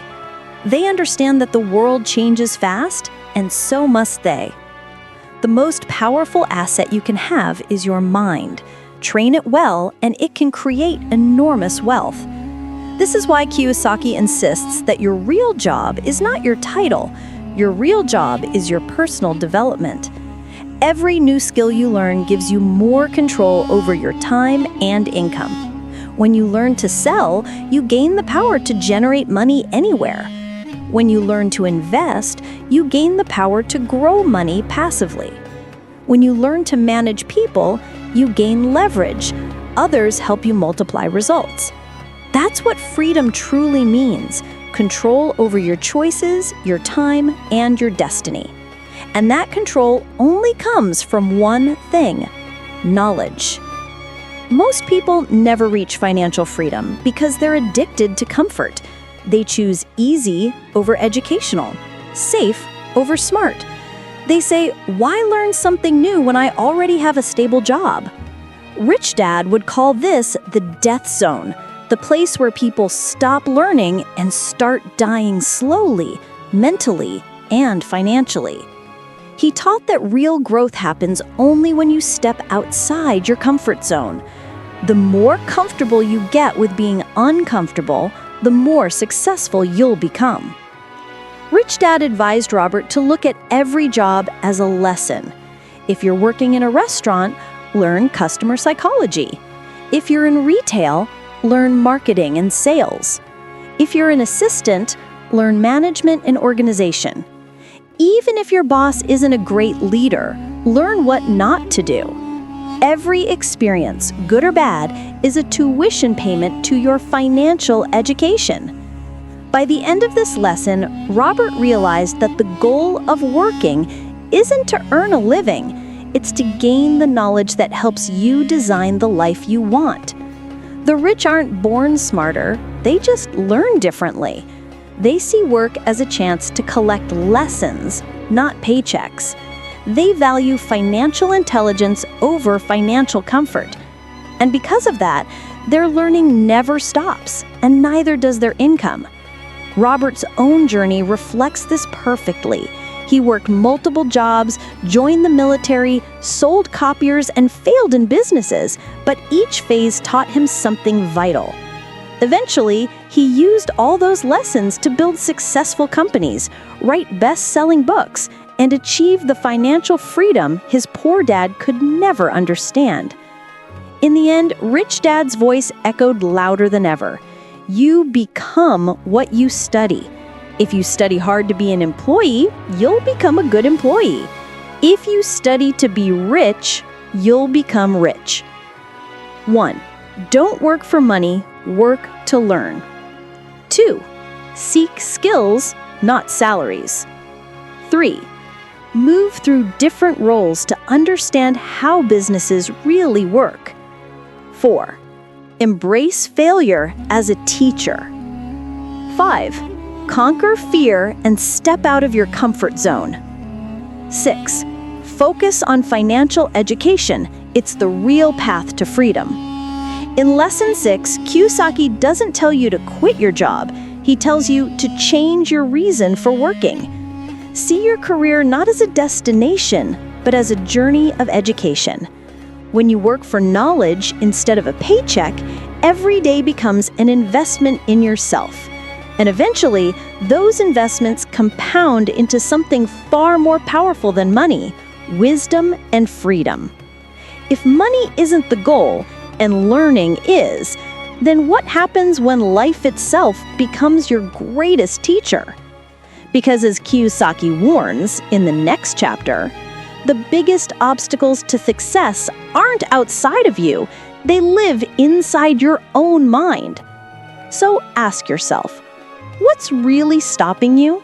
The world or your own fears? Overcoming obstacles. Every great journey has an invisible battlefield, one not fought with weapons, but with the mind. In Rich Dad, Poor Dad, Kiyosaki calls this battlefield overcoming obstacles. Even after learning financial literacy, understanding assets, and knowing how money works, many people still fail to build wealth. Why? According to Kiyosaki, there are 5 powerful enemies standing between people and their financial freedom. 1. Fear. 2. Cynicism. 3. Laziness. 4. Bad habits. 5. Arrogance. These aren't external problems like the economy, taxes, or bad luck. They are internal obstacles built into how we think, feel, and act. Let's dive deep into each one. 1. Fear, the first and fiercest enemy. The primary difference between a rich person and a poor person is how they manage fear. Everyone fears losing money, even the rich. The difference is that the rich don't let fear control their decisions. Rich Dad taught Robert that it's okay to be scared. Courage isn't the absence of fear, it's acting despite fear. He once told young Robert, if you hate risk and worry, start early. The earlier you begin, the more time works in your favor. Rich Dad used the example of Manhattan's sale. The island was sold for $24 worth of trinkets in the 1600s. If that $24 had been invested at 8% annually, it would have grown to over $28 trillion by 1995, enough to buy Manhattan again and still have money left to buy Los Angeles. The lesson? Fear stops people from starting, and starting is the only cure. The Texan attitude towards failure. Rich Dad admired Texans for how they handled success and failure. In Texas, everything is bigger. When Texans win, they win big. When they lose, it's spectacular. Texans don't hide from failure. They turn it into a rallying cry, like the historic Remember the Alamo. When they fail, they don't shrink in shame, they grow stronger. That's the key difference between rich and poor mindsets. The poor fear failure. The rich learn from it. Rich Dad would remind Robert, failure inspires winners. Failure defeats losers. Every time we avoid risk out of fear, we trade the chance to grow for the illusion of safety. The pain of losing money often outweighs the joy of gaining it. That's why most people never win financially. They're paralyzed by what they might lose, not inspired by what they might gain. So, Rich Dad's challenge to all of us is, can you learn to see failure as feedback instead of defeat? 2. Cynicism, the voice of doubt and the Chicken Little syndrome.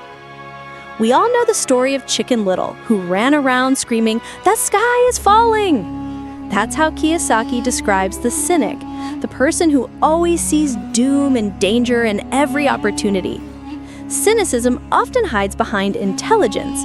It sounds smart to question everything, but too much doubt kills action. Cynics say things like, "What if the economy crashes? What if I lose control? What if it doesn't work?" And worst of all, they listen to other people's fears more than their own intuition. Rich Dad calls these doubts noise, the constant stream of negative input from media, family, and friends. Peter Lynch, the legendary investor, called it financial noise. During the Cold War, people spent fortunes building bomb shelters. Had they invested that money instead, many would have become millionaires. Kiyosaki shares a powerful story. A friend named Richard visited him and Kim in Phoenix during a real estate slump. They found a bargain property, a 2-bedroom townhome worth $65,000, selling for $42,000. Richard got excited and bought it. But when he returned to Boston, his neighbor, a man with no investing experience, told him it was a bad deal. Richard backed out. A few years later, that property was worth $95,000 and renting for $2,500 a month. Richard's $5,000 down payment could have changed his financial life. Instead, his cynicism, fueled by someone else's fear, cost him a fortune. Rich Dad's takeaway: a savvy investor knows the worst of times is often the best time to make money. When everyone else is too afraid to act, the brave are rewarded. The cure to cynicism? Action.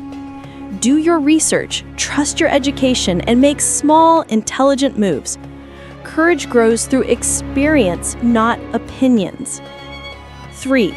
Laziness, the subtle thief of potential. You might think lazy people are those who sit around doing nothing, but according to Kiyosaki, the busiest people are often the laziest. Why? Because they use busyness as an excuse to avoid the things that really matter, like taking care of their finances or health. Kiyosaki tells the story of the hardworking father who spent all his time providing for his family, only to come home one day to an empty house. His wife had left. He knew there were problems, but avoided dealing with them by staying busy.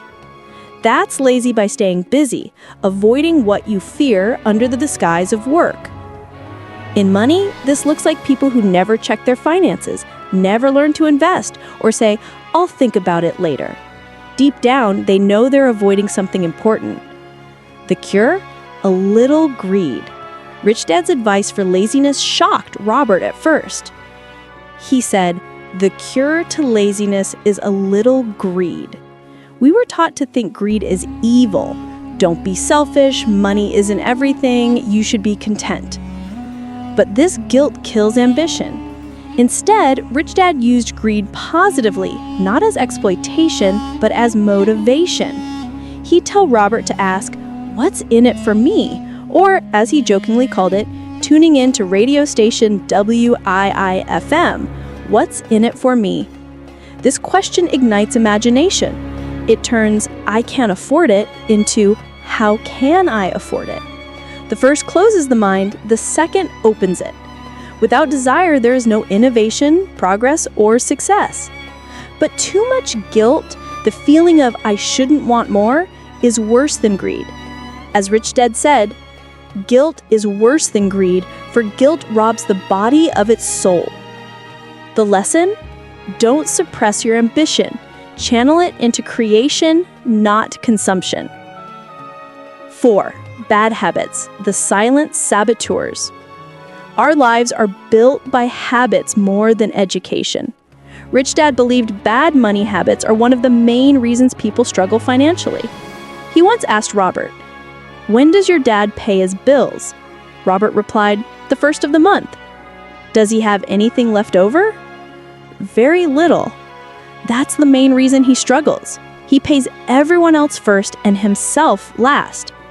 Poor Dad always paid his bills and taxes before saving or investing. By the time the month ended, there was nothing left to save. Rich Dad did the opposite. He paid himself first no matter what. Robert was confused. But what if you don't have enough money to pay the bills? Rich Dad smiled. That's the point. It creates pressure. That pressure forces me to think creatively and find ways to earn more. It makes me financially stronger. If you pay yourself first, you grow stronger mentally and financially. If you don't, you stay weak, letting bullies like taxes, bills, and debt collectors push you around for life. Think of it like working out. If you never face resistance, you never build muscle. Financial pressure is your gym. So, good habits like investing early, saving consistently, and learning continuously build wealth automatically. Bad habits, procrastination, overspending, paying yourself last, quietly destroy it. The final and deadliest obstacle is arrogance, believing you already know everything. Rich Dad said, "What I know makes me money. What I don't know loses me money. Every time I've been arrogant, I've lost money." Many people use arrogance to hide ignorance. They pretend to know more than they do rather than admit what they don't know. Kiyosaki recalls talking to investors and accountants who use complicated jargon but clearly didn't understand what they were talking about. In money, ignorance is expensive, but arrogance is deadly. The cure? Humility, the willingness to learn. Whenever you feel yourself saying, "I already know that," stop and ask, "But am I doing it?" If not, then you don't truly know it. Knowledge only becomes power when it's applied. The rich stay rich because they keep learning. The poor stay poor because they stop. The ultimate truth of overcoming obstacles. At the end of the chapter, Kiyosaki brings all 5 obstacles together. Fear keeps you from starting. Cynicism makes you doubt opportunities. Laziness keeps you busy doing the wrong things. Bad habits make you weak and reactive. Arrogance blinds you to your own ignorance. To escape these traps, you must build mental strength, discipline, curiosity, and courage. Every successful investor, entrepreneur, or dreamer you admire has battled these same forces. They didn't win because they were smarter or luckier. They won because they refused to let fear, doubt, or pride control their destiny. Rich Dad's final reminder. If you pay yourself first, you grow stronger, financially and mentally. If you don't, you let others control your life. If the only thing standing between you and financial freedom is you, your fears, habits, and mindset, then here's a question. When life gives you the pressure to grow richer, will you rise to the challenge or pay yourself last again? Because in the next chapter, Getting Started, the Rich Dad Roadmap, Robert Kiyosaki reveals exactly how to turn mindset into motion, how to take the first real steps toward financial freedom, and how to build your own asset column from zero. Lesson 8, Getting Started. Every person is born with a spark of genius, a natural creativity, curiosity, and drive. But as Robert Kiyosaki explains, our financial genius often lies asleep. Why? Because society teaches us how to work for money, not how to make money work for us. We're told to get an education, find a secure job, earn and spend. And when we fall short, just borrow. This formula, Kiyosaki warns, is the dogma of the middle class. It keeps 90% of people trapped, not because they lack intelligence, but because they never learned the rules of money. So, how do you awaken your inner rich dad? Kiyosaki offers 10 steps, a practical roadmap he personally followed to achieve financial freedom. These steps aren't just about investing, they're about rewiring how you think, act, and feel about money. Let's walk through them one by one. If you don't have a reason, you will never make it through the challenges. Every journey begins with a why. Kiyosaki emphasizes that without a strong emotional reason, you'll quit the first time life tests you, and it will. Fear of losing, pressure from family, or temporary setbacks can destroy momentum unless your purpose is clear. Rich Dad told Robert early on, "The power of spirit is the strongest of all." You must have a reason to want wealth bigger than money itself. Perhaps freedom, family, impact, or the ability to live on your own terms. For Robert, it was to never be controlled by fear again, to not depend on an employer or government. Money alone won't drive you through the obstacles. Passion and vision will. So ask yourself, why do I want to be financially free? That answer is your fuel. Every day, you choose between security and freedom, between working for money or making money work for you. Kiyosaki says, the power of choice is what separates winners from losers. Most people never decide. They drift through life reacting instead of creating. Rich Dad insisted on daily financial awareness, reading, calculating, planning, learning from each deal. Small decisions compound into financial destiny. Robert and Kim, even after success, still practice their habits, checking investments, reading about markets, playing cash flow, and reviewing balance sheets. The secret? Not a single huge decision, but thousands of small, intentional ones. So decide every day, will you feed your fear or your financial genius? The power of association is real. Birds of a feather do flock together. Kiyosaki's rich dad taught him to learn from those who were already where he wanted to be. Surrounding yourself with people who think poor will drag you into their limits.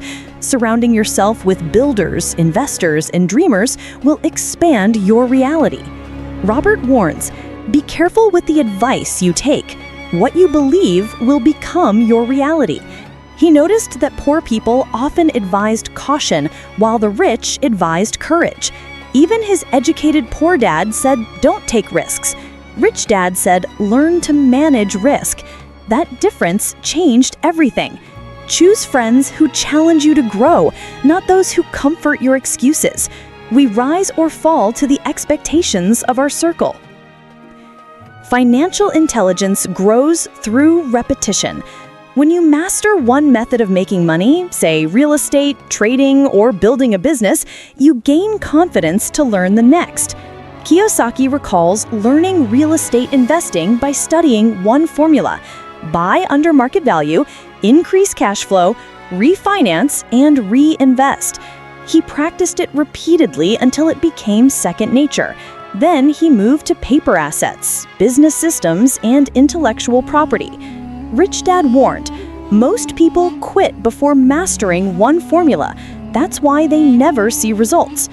True wealth comes from continual learning. The moment you think you know everything, you stop growing, and that's when arrogance takes over. So master one formula, then move to another. Financial education never ends. If you can't control yourself, don't try to get rich. This is the foundation of Rich Dad's philosophy. Pay yourself first, before bills, taxes, or expenses.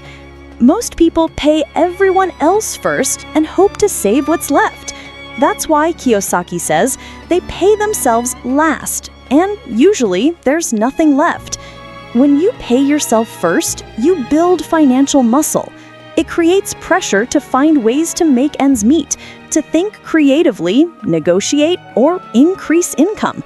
That pressure forges strength. In contrast, people who always pay others first remain weak, controlled by fear and bullied by bills. The world pushes you around because you let it. Discipline, not income, makes you rich. It's what separates those who succeed from those who only dream. Rich Dad told Robert early, "If you want to be rich, pay your professionals well." Too many people try to save pennies on expert advice and lose thousands through ignorance. Rich Dad would gladly pay competent accountants, lawyers, and brokers because they saved him far more than they cost. The more money they make me, the more I pay them. A good advisor doesn't just execute transactions, they expand your thinking and protect you from costly mistakes. Kiyosaki's principle: never be cheap on knowledge. If someone can save or earn you money through expertise, pay them what they deserve. This concept often shocks people, but Kiyosaki explains, true investors always look for returns that give them their money back and something for free. It's not greed, it's smart leverage. When you buy an asset that returns your initial investment quickly, everything you earn after that is free money, your true profit. Ray Kroc, founder of McDonald's, didn't sell hamburgers. He wanted the real estate under each franchise for free. That's how the rich think. Every deal should give you an asset for free, whether it's equity, property, or cash flow. A luxury is a reward for investing well, not a substitute for it. Most people buy luxuries to look rich: cars, gadgets, vacations, and end up poorer. Rich people do the opposite. They first acquire assets, then let those assets pay for their luxuries. Kiyosaki shares the story of a friend whose teenage son wanted a car. Instead of buying it outright, the father gave the boy $3,000 with a twist. He told his son, "You can't spend it on a car. Invest it. Once you double it to $6,000, you can buy your car and the $3,000 profit goes back into your college fund." The boy started learning the stock market. He made mistakes, lost money, then gained it back. More importantly, he learned how money works. The father didn't just give him a car, he gave him a mindset. The message: buy luxuries after your assets pay for them. It's the difference between temporary pleasure and lasting wealth. When it comes to investing, too many people make it sound hard. Find heroes who make it look easy. Success leaves clues. Kiyosaki urges us to study those who've already achieved financial independence. His heroes were investors and entrepreneurs: Warren Buffett, Peter Lynch, and his own Rich Dad. By modeling their thinking, reading their biographies, and studying their methods, he learned faster than trial and error could ever teach him. Heroes remind you that your goals are achievable. When you think, if they can do it, so can I, you silence fear and awaken possibility. So don't envy the rich, study them. Let their confidence, systems, and courage guide your path. This is perhaps Kiyosaki's most spiritual lesson. Quote, "If you want something, first give what you want." His rich dad practiced tithing, giving money even when times were hard. He believed that generosity opened the flow of abundance.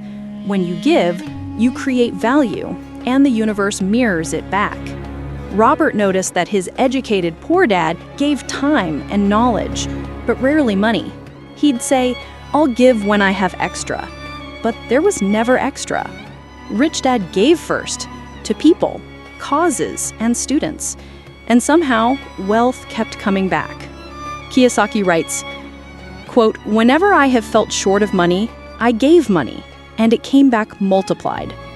The principle works beyond finance. It applies to love, kindness, opportunities, and ideas. Teaching is giving. That's why Robert created the Rich Dad Company and the cash flow game, to multiply what he had learned.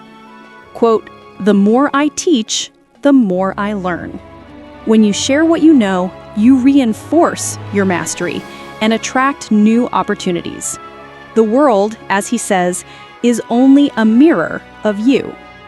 After walking through these 10 steps, Kiyosaki reminds us there's no single formula, no perfect system. These are principles, not promises. You must adapt them to your life, culture, and dreams. He closes with a reminder, quote, "There is gold everywhere. Most people are not trained to see it."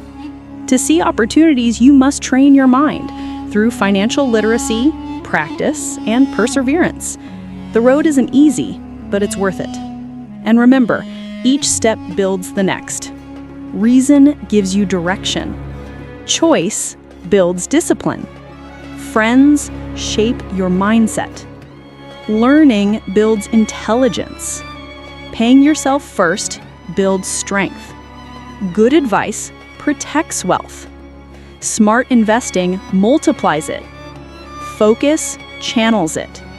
Heroes inspire it. Giving sustains it. This is the Rich Dad Roadmap, not a get-rich-quick scheme, but a lifelong journey toward mastery and freedom. As Kiyosaki concludes this chapter, he reminds readers that the first step isn't about money at all. It's about awareness.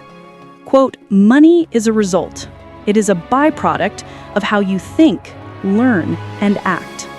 You've now learned the mindset and the map, but a map means nothing if you never take the first step. So here's the question Rich Dad would ask you right now. If opportunities are everywhere, are you trained to see them, or are you still waiting for permission to begin? Because in the next part, Still want more? Here are some to-dos. Robert will show you how to turn these ideas into specific daily actions that ordinary people can use to start building real wealth, even from zero. Lesson 9. Still want more? Here are some to-dos.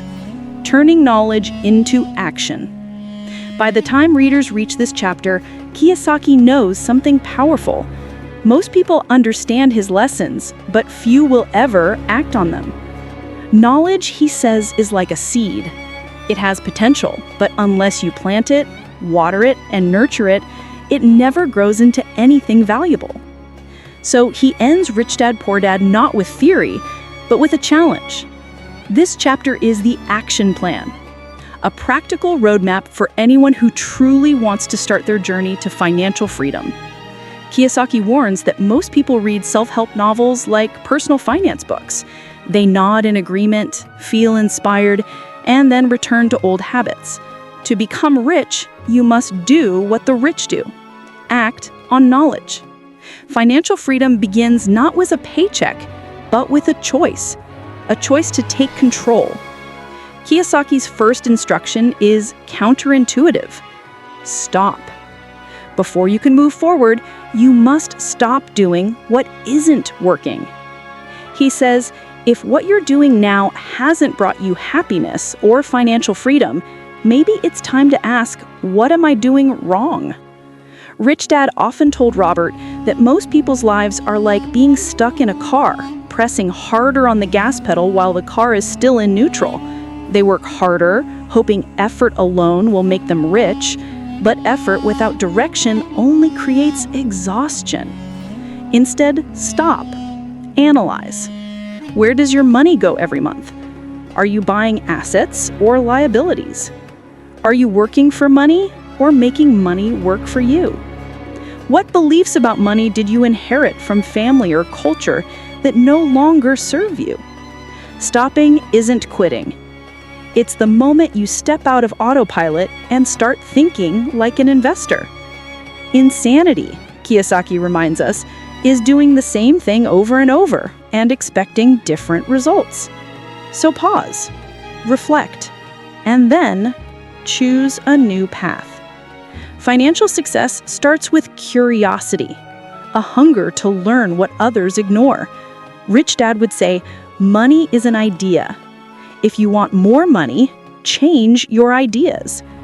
The poor and middle class often look for security. The rich look for opportunity. and opportunity always hides in new ideas. Kiyosaki urges readers to read, listen, and observe. Go to seminars, study different industries, talk to entrepreneurs. The goal isn't to copy others, but to expose your mind to new ways of thinking. When Robert began investing, he spent hours browsing stores, walking neighborhoods, reading financial statements, not because he had money to buy, but because he was training his eyes to see value. He compared it to training a pilot's vision. Once you learn to read the instruments, you can fly through any weather. Quote, "The more you learn, the more you see." Ideas create wealth. So cultivate curiosity like a muscle, because curiosity, not comfort, builds fortune. Quote, "If you want to go somewhere, it's best to find someone who has already been there." Mentorship is one of the richest investments you can make. Rich Dad always surrounded himself with people smarter than he was. He didn't just admire them, he learned from them. He would say, "Be humble enough to listen, but smart enough to apply." Robert did the same. He learned from real estate investors, business owners, and accountants who lived the life he wanted. They didn't just give him information, they gave him perspective. They taught him how to think. Having a mentor doesn't mean idolizing someone. It means observing how they make decisions, how they handle risk, and how they react to failure. You borrow their mindset until you build your own. Robert insists you don't need to know everything, you just need to know who to learn from. So find your rich dad, in real life or through books, communities, or videos, and learn directly from experience. Robert constantly reinvested in his financial education. He says, the more specialized knowledge you have, the more opportunities you see. Financial education is not about getting another degree. It's about understanding how money, taxes, markets, and people work. Schools teach us to memorize facts. The rich teach themselves to spot patterns. When Robert first attended real estate seminars, he was skeptical, but those courses opened doors that traditional education never could. He met investors, learned about leverage, and discovered tax strategies that saved him thousands. He admits not all seminars are good, but even a single golden idea can change your future. And unlike university tuition, these lessons often pay for themselves in months. The point isn't to collect certificates, it's to upgrade your financial IQ. If you want to be rich, you must become a student again, a lifelong learner. You can't win if you don't play. Kiyosaki's next piece of advice is simple but revolutionary. Make offers. When he started investing, he made hundreds of low offers on properties. Most were rejected. Some turned into deals that changed his life. He says most people never get rich because they never make an offer. They never try. If you don't buy, you can't sell. Rich Dad taught him that wealth rarely comes from perfect timing. It comes from volume and persistence, being in the game long enough to get lucky. Making offers trains your mind to see deals differently. It shifts you from spectator to player. If you see a property, a stock, or a business opportunity, act. Even a small offer, a phone call, or a partnership conversation moves you closer to competence. The goal isn't to win every time. It's to practice the act of courage. Remember, action beats analysis every time. Rich Dad often told Robert, "Shoot for the moon. If you miss, you'll land among the stars." Thinking small limits creativity. Thinking big attracts energy, people, and resources. Kiyosaki doesn't mean dreaming of owning a private jet tomorrow. He means setting goals big enough to challenge your habits. If your goal is small, you'll only make small changes. But if your goal is to build passive income that replaces your salary, you'll start changing your behavior. learning faster, saving smarter, and investing boldly. He recalls setting a goal with Kim to make their passive income exceed their expenses. It took them years, but the moment it happened, they were free. It's not the goal that matters, it's who you become in the process, Robert says. Big dreams don't demand more luck, they demand more learning. One of the greatest lies in the financial world is that rich people love risk. Kiyosaki clarifies, rich people are not gamblers, they are educated risk takers. They study deals, assess numbers, and plan for contingencies. Rich Dad would say, if you can't control risk, you can't control money. He compares investing to driving a car. Beginners see only danger. Experienced drivers know how to navigate traffic safely. Knowledge reduces risk. Ignorance multiplies it. He warned against the phrase, that's risky. Everything is risky. Marriage, jobs, life itself. But financial education gives you the ability to measure and minimize that risk intelligently. FOCUS. Follow one course until successful. Rich Dad drilled this principle into Robert's mind. Most people chase too many opportunities and end up scattered. The rich narrow their focus. Robert recalls trying to juggle multiple investments early on: stocks, startups, properties. He learned that depth matters more than breadth. It's better to know one field deeply than to dabble in 10. Rich Dad said, when you spread yourself thin, you spread your attention. Focus creates power.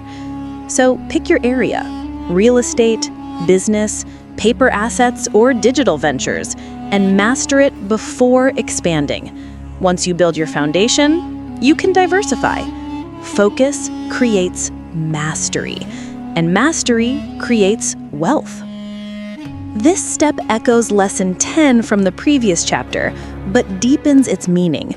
Kiyosaki insists that giving isn't just moral, it's practical. Whenever you feel short of money, give what you want more of. If you need money, give money. If you need love, give love. If you need time, give time. This paradox unlocks abundance because it shifts your mindset from scarcity to surplus. You stop saying, I don't have enough, and start acting like someone who does. And reality catches up with belief. Kiyosaki has experienced this repeatedly. Whenever he and Kim felt broke, they gave to charities, friends, or causes. Without fail, new opportunities would appear soon after. Not magically, but through the shift in energy and openness that generosity creates. As he says, the world is only a mirror. What you give is what you get. Perhaps the most crucial to-do of all, Rich Dad told Robert that financial freedom isn't a single event. It's a journey filled with wins, losses, and lessons. The key is to never stop. Even after achieving wealth, Robert continued learning, teaching, and improving. He warns, most people quit right before they succeed. The moment you feel like giving up is often when success is just around the corner. Financial independence doesn't happen overnight. You'll fail, lose money, doubt yourself, and question your path. But as long as you keep learning and adjusting, you'll never truly fail. As Rich Dad would say, you're only poor if you give up. The poor and broke give up easily. The rich keep going. This chapter, and the book itself, ends on a note of empowerment. Kiyosaki reminds us that wealth is not about luck, birth, or education. It's about mindset, discipline, and persistence. Each lesson, from the rich don't work for money to overcoming obstacles, builds towards this final truth. It's not how much money you make that matters, it's how much money you keep, how hard it works for you, and how many generations you keep it for. The real purpose of financial education isn't greed, it's freedom. Freedom to live by choice, not by paycheck. Freedom to use time, not trade it. Freedom to help others without fear of scarcity. And now, that choice, to take action, rests with you. After reading all of Rich Dad's lessons, after learning about assets, liabilities, fear, habits, and purpose, Robert ends with one question that defines your future. Now that you know how the rich think, will you start thinking that way too? Will you keep trading time for money or start training money to work for you? Because Rich Dad, Poor Dad was never just a book. It was an invitation to take control of your mind, your habits, and your financial destiny. The road ahead is open. The question is, will you walk it? Final thoughts. Rich Dad, Poor Dad isn't a manual for quick riches. It's a guide to changing how you think about money. It shows that true wealth begins in the mind. You don't need to be born rich. You need to be financially educated, emotionally strong, and willing to take risks. The path to freedom isn't found in your job. It's found in your financial education. Robert Kiyosaki's message is timeless. Don't just work for money. Learn how money works and make it work for you.